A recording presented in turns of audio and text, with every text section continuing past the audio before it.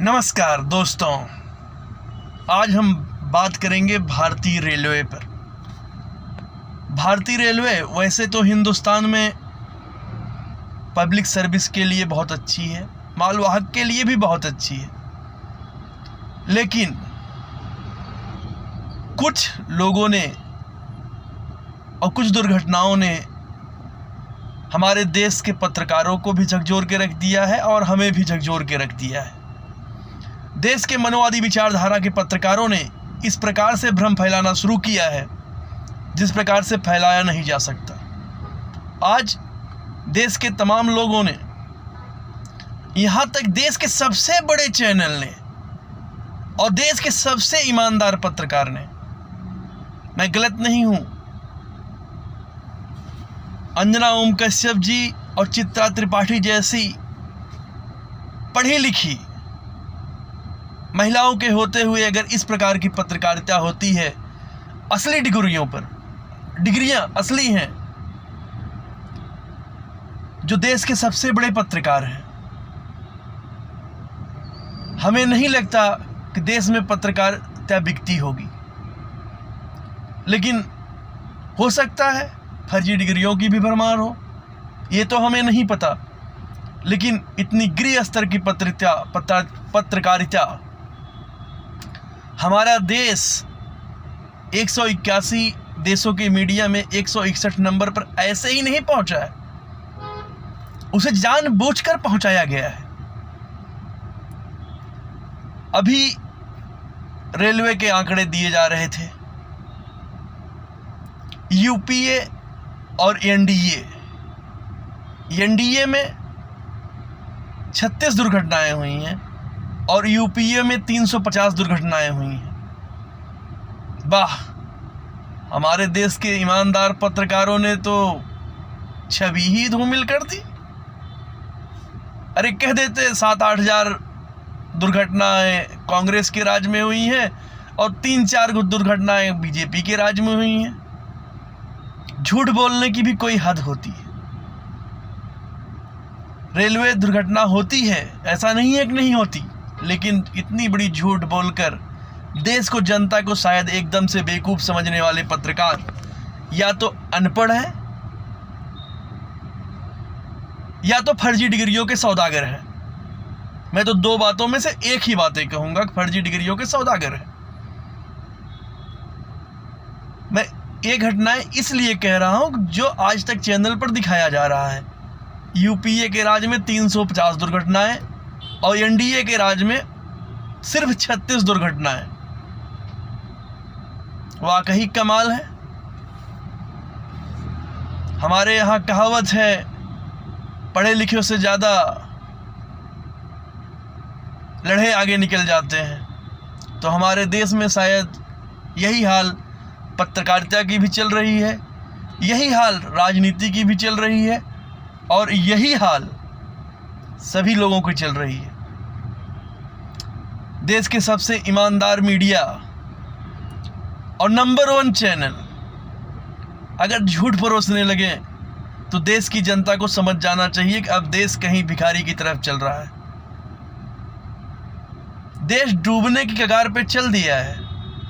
ऐसे पत्रकारों से अगर आप लोग न्यूज़ देखोगे, जिसमें नंबर 1 बनाओगे, तो देश डूबेगा ही।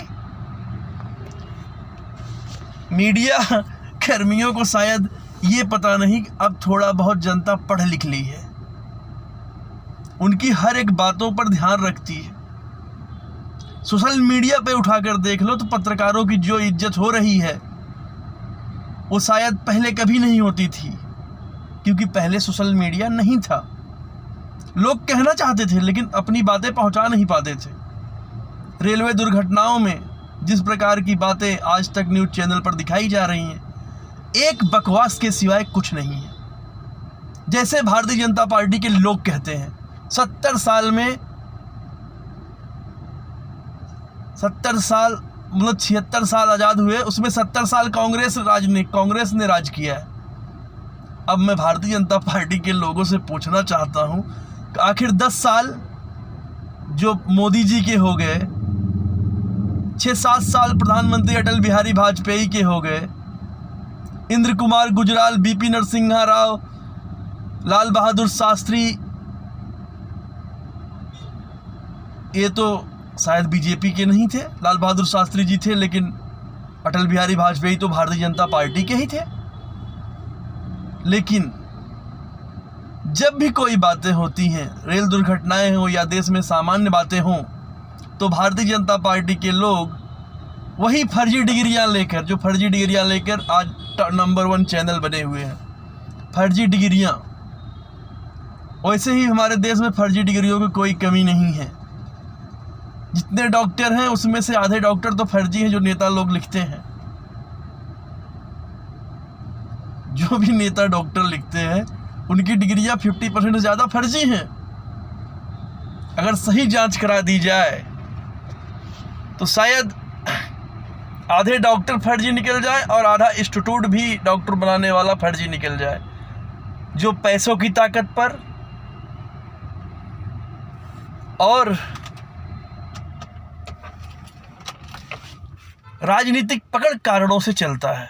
राजनीतिक पकड़ कारणों का मतलब ये हुआ, उनकी पकड़ इतनी मजबूत है सरकारों में, उनके खिलाफ कोई कार्रवाई नहीं हो सकती।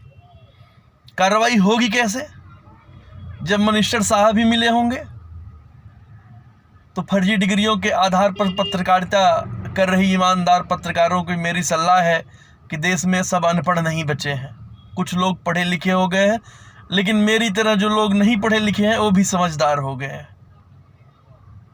इसीलिए झूठ बोलने की अपनी दुकानें अगर आप लोग बंद नहीं करेंगे तो हो सकता है कि नंबर 1 चैनल नंबर 0 बन जाए, क्योंकि जिस प्रकार की खबरें आप लोग चला रहे हो उस प्रकार की खबरें शायद कोई नहीं चलाता हो देश में।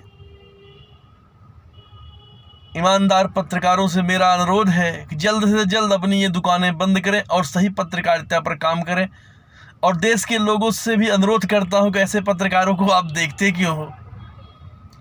आजकल सही जानकारियां यूट्यूब चैनल पे, छोटे छोटे चैनलों पर लोगों ने उपलब्ध करा रखी है।